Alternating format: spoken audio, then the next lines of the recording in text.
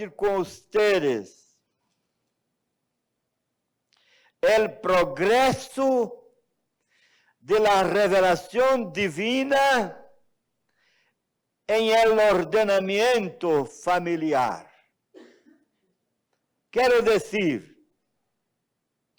la revelación divina no estaba todo terminada en el comienzo.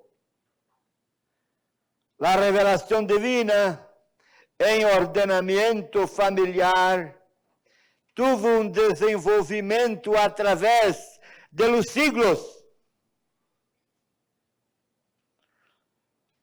Y la primera noticia, el primer facto que quiero compartir es que las escrituras del Antiguo Testamento y del Nuevo Testamento, o Antiguo Pacto y Nuevo Pacto, forma un conjunto de revelación indispensable. Pero el Antiguo Pacto era específico para la nación, para el pueblo de Israel, así como el Nuevo Pacto es específico para el pueblo de Dios hoy, la iglesia. A vezes leemos en la Biblia un texto y ficamos a preguntar como esto se aplicaría a mi vida, a la vida de la iglesia, porque a vezes no compreendemos.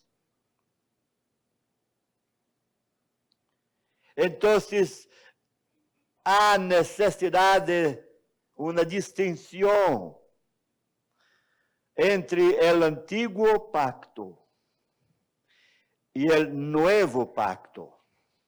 Ora, se hablamos em Novo Pacto, porque o Antigo Pacto não é suficiente. Então, la escritura que quero compartilhar com vocês agora, Deuteronômio 21, 18 a 21. Se alguno tuviera um hijo contumaz e rebelde, que não obedeciere a la voz de su padre ni a la voz de su madre, y habiéndole castigado, no les obedeciere, entonces lo tomarán su padre y su madre, y lo sacarán ante los ancianos de su ciudad, y a la puerta del lugar donde viva, y dirán a los ancianos de la ciudad: este nuestro hijo es contumaz y rebelde, no obedece a nuestra voz, es glotón y borracho. Entonces todos los hombres de su ciudad lo apedrejarán y morirá. Así quitarás el mal de en medio de ti, y todo Israel oirá e temerá. Como este texto bíblico poderia ser útil para nós outros hoje? Está em la Bíblia. Quando um hijo é desobediente, borracho, respondão, tem que matá-lo. Está aqui na Bíblia. Entonces, estamos viendo la diferencia entre la antigua alianza o antiguo pacto para el nuevo pacto. No tiene esto en el nuevo pacto. Continuando a lectura de Deuteronômio 21, dice: y dirán a los ancianos de la ciudad, este nuestro hijo es contumaz y rebelde, no obedece a nuestra voz, es glotón y borracho.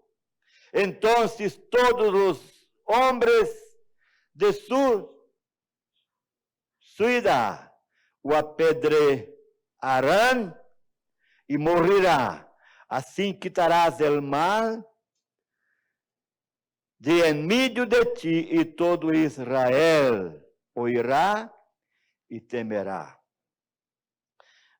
Eu repeti este verso e agora quero ler o seguinte: se alguno hubiere cometido algum crime digno de muerte, e lo hicieres morir,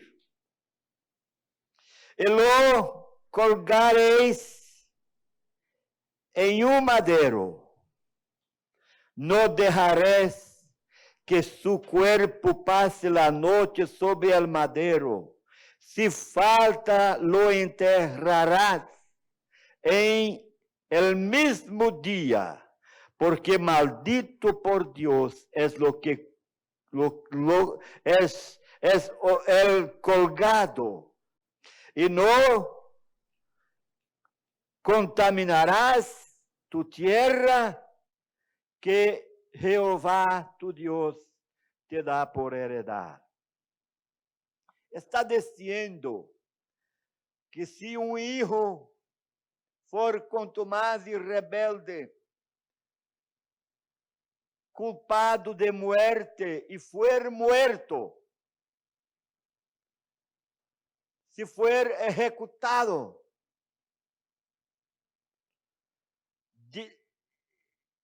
em um madeiro, em uma cruz, que não dejen insepulto. Tiene essa palavra, insepulto, em espanhol? Não sepultado. Não deja em el madeiro toda a noite, porque será maldito. Tiene que enterrarlo en el mismo día. ¿Sabe lo que esto está hablando a nosotros? Que toda la maldición de nuestros hijos, de nuestras hijas, de toda nuestra casa y familia, toda la maldición, desobediencia, borracharia, glutonaria, adultério, recaiu sobre um hijo e este foi muerto. E não deixaram-no na cruz toda a noite. Está hablando a respeito de um hijo específico. Esta é uma das maiores profecias do Antigo Testamento. A profecia a respeito do sacrifício de Jesucristo. A revelação divina veio desde Moisés hasta Cristo. A revelação divina é como a luz del dia. Quem pensa a pouquito e vai se crescendo, aumentando, crescendo hasta ser dia pleno. O dia pleno de la revelação divina se completou em Jesucristo. nuestro paradigma, nuestro modelo, nuestro tipo, no es Moisés, no es Salomón, es Jesucristo. A palavra de Deus disse que esse texto de Deuteronômio, a palavra disse que Moisés foi instruído, educado, formado em toda a ciência de los egípcios e era poderoso em palavras e obras. Então, Moisés poderia ser o tipo, o modelo, o paradigma, pero não é. Um dia, Jesucristo precisava contestar a algumas pessoas que vieram a ele, perguntando sobre Moisés, sobre os profetas. E Jesucristo dijo, dijo Jesús, um dia a rainha de Sabá foi a visitar Salomão e levou para ele muitos regalos e muitas perguntas difíceis de responder.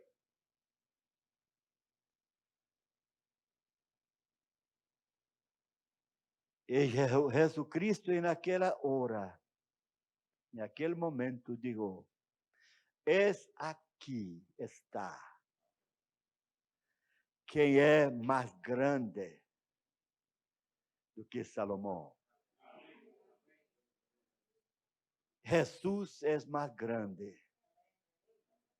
Nuestro paradigma, nuestro modelo, nuestro tipo del ordenamiento familiar es Jesucristo. Toda la revelación parou em Jesucristo. Tenho um verso aqui em Jeremias 31, 20. 31, 20. Não é Efraim precioso para mim? Não é niño em quem me deleito? Pues desde que hablé de él, me ha acordado de él constantemente. Por eso mis extrañas se conmovieron por él. Por isso mis entrañas se conmoveram por él.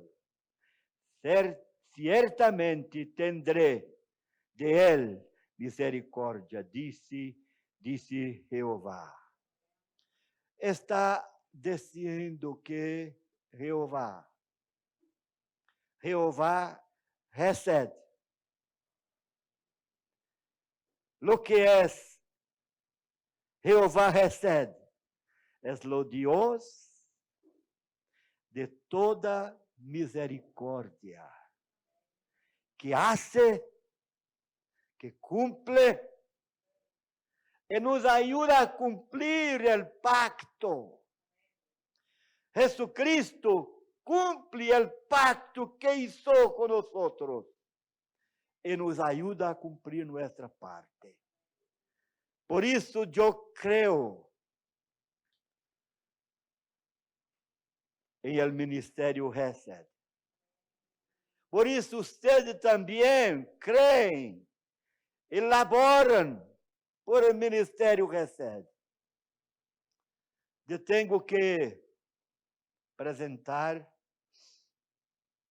muitíssimas graças a ustedes, a todos ustedes que são aqui em esta hermosa nação, representados por Javier y Caridad, que han hecho un gran trabajo, juntamente con Awilda y Fausto Rosario, que escucho todos los días,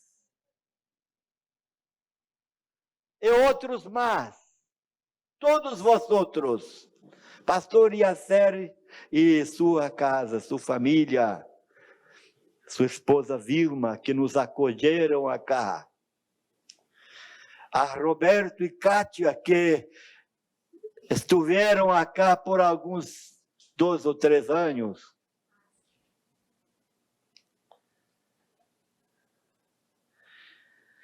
A palavra disse, pero quando vino el cumprimento del tiempo, Dios envió a su Hijo, nacido de mujer e nacido bajo la ley, para que redimisse a los que estavam bajo la ley, a fim de que recibiésemos la adopción de hijos. La revelación del progreso de la revelación divina en ordenamiento familiar contempla el gran facto de que Jesucristo nació en la plenitud del tiempo para completar, para cerrar todo el propósito de Dios sobre la revelación.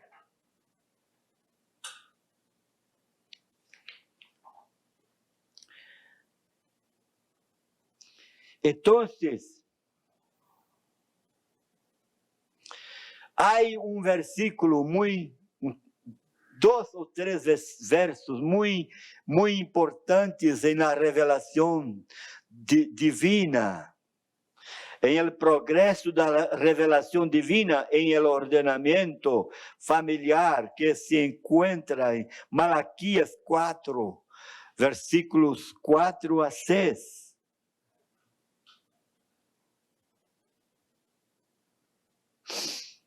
Acordaos de la ley de Moisés. Há uma exortação acá. Acorda-los de la lei de Moisés. Está chamando nossa atenção para observar a lei de Moisés. Como era? Como foi em la lei de Moisés? Era sacrificar el hijo desobediente. Pero al cual encargué em Horebe ordenanças e leis para todo Israel. Aqui, eu os envio el profeta Elias, antes que venga el dia de Jeová, grande e terrível. Él hará volver el corazón de los padres hacia los hijos, y el corazón de los hijos hacia los padres. No sea que yo venga e ira la tierra con maldición. Este texto bíblico es clave para compreendermos el ordenamiento familiar en el tiempo que vivimos. Deus prometeu enviar Moisés, ou seja, de tempos em tempos, em ocasiões, Deus levanta, Deus arriba ministérios semelhantes, para necessidades semelhantes del tiempo. La necesidad de nuestro tiempo, La demanda de nuestro tiempo es para la familia. E este profeta Elias, que foi prometido, está de volta, está de regresso. Profeta Elias de regresso. Los ministerios de familia que Deus ha levantado em todas as partes da terra para este tempo de hoje. E nós somos muito bendecidos de fazer parte desta causa, deste movimento tão grande, tão bendecido que temos. A palavra de Deus disse que a necessidade, está certa a pronunciação? Necessidade? A necessidade está ligada em el corazón del muchacho. Mas la vara de la corrección la alejará de él. Como vamos agora sair dessa situação? Vamos ver, seguindo acá. Castiga a tu hijo en tanto que hay esperanza, mas no se apresure tu alma para destruí-lo. Que diferença temos aqui para Moisés? A diferença é que é padre em la antigua aliança, el padre en la antiguo pacto, conforme Salomão, poderia pegar os niños,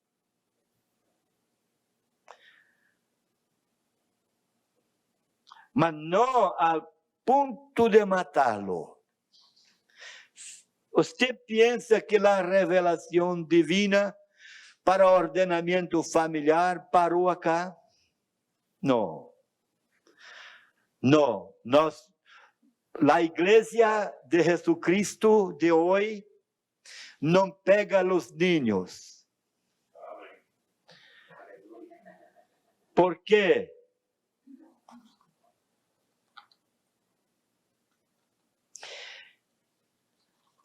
Porque para Jesucristo e para o apóstolo Paulo, os niños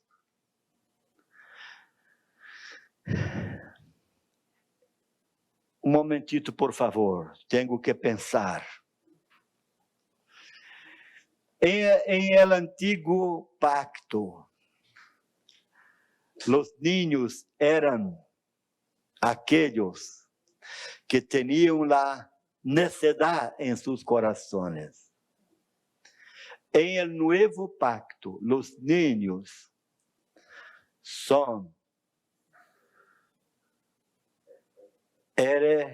herencia do Senhor, e conforme o apóstolo Paulo escreveu, são santos. Por exemplo, padre e uma madre, uno cristiano, outro não cristiano. Os filhos são santos ou profanos? São santos, disse o apóstolo Paulo, porque tem mais poder para santificá-lo do que para profaná-lo.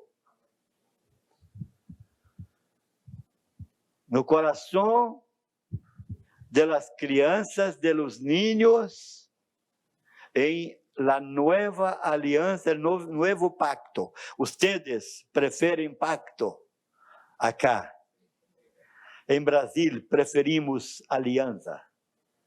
Por isso, muitas vezes, me vem a palavra, mas, pero, pacto. Um texto bíblico que quero compartilhar para finalizar minha palavra desta noite é Hebreus capítulo 12. Hebreus capítulo 12. Apostólica.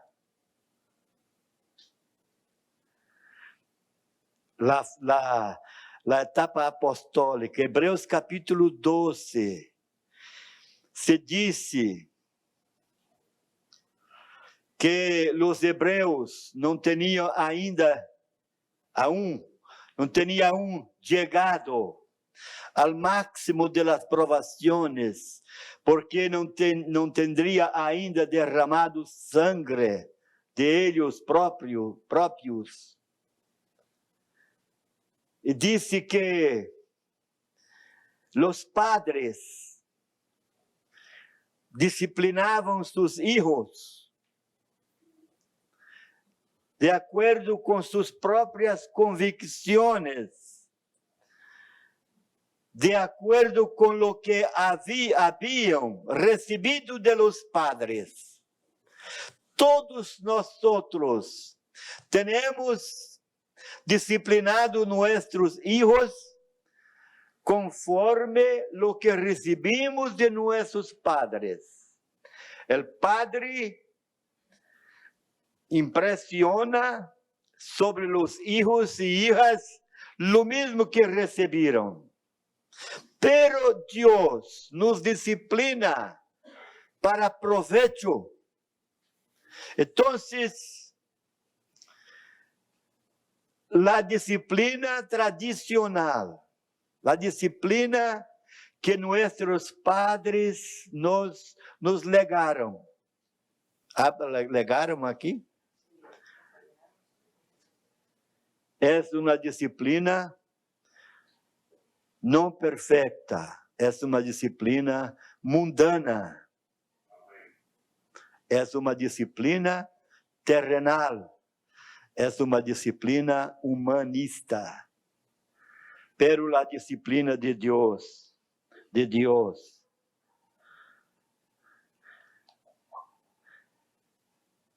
é uma disciplina para provecho. Devemos recordar que a carta aos Hebreus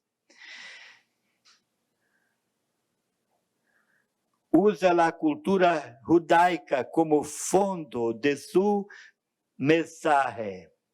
Ele compara as provações com a maneira de los padres como os padres tratavam a seus filhos. Quando o autor se refere a los agentes de la disciplina, ele usa a palavra Kyrios, Senhor, para designar quem é Deus. E padre, a palavra padre ou pater, para designar quem é o que aplica a disciplina sobre os filhos. Está dizendo em Hebreus que a gente que aplica a disciplina sobre a nação de Israel, com tempestades, com tormentas, com tornados, com invasão, é Deus Padre. E quem aplica a disciplina sobre os filhos são os padres. E há duas palavras claves em Hebreus para isto. Uma palavra é mastigoi, que significa usar uma vara,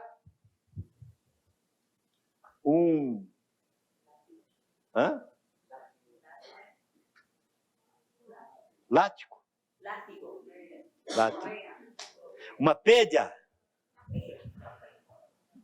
para causar humilhação. para causar heridas, para causar dolor, para causar vergüenza. A outra palavra usada acá, esta palavra mastigoi, significa isto: pegarlo. Deus pegava a nação de Israel quando a nação desobedecia a Deus. Pero os padres, em Hebreus capítulo 12, diz que os padres são responsáveis por ensinar os niños. E a palavra usada para os padres não é a palavra mastigoi, é a palavra paediem, donde viene nossa palavra pediatria. Quem é pediatra aqui? Tem alguém? Da outra vez, do primeiro fórum, alguém sugestionou que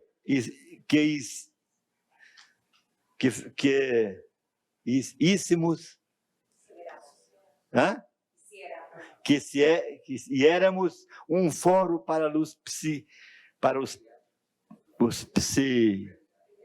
pediatras.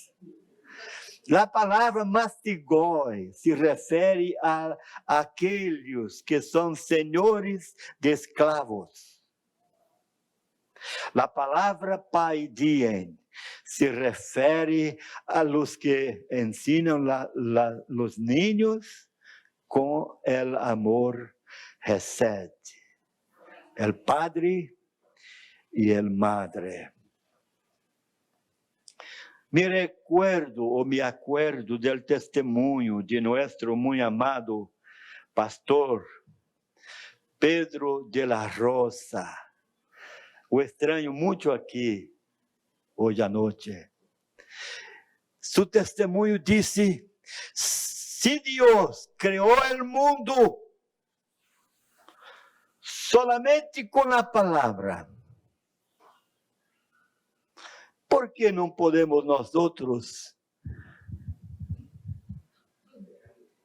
crescer nossos filhos com a palavra de Deus? Se a palavra não é suficiente, nada pode fazer. Esta é a mensagem que cremos da palavra de Deus.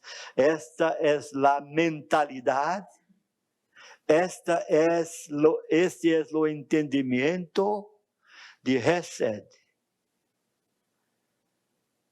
que é para todo o mundo. Os padres são a gente de Deus para aplicar a disciplina sobre seus filhos. A palavra disciplina em Hebreus, se referindo a lo que hacen os padres, é a palavra paediem, de onde vem nossa palavra pediatra. Você levaria seu filho pequeno para pediatra que tem uma vara?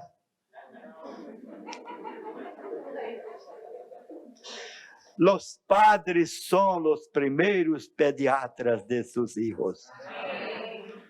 Deus bendiga a cada de vocês, para que continuem, para que sigam adelante com o amor Hesed, para sua casa, para seu hogar, para sua cidade, para sua nação.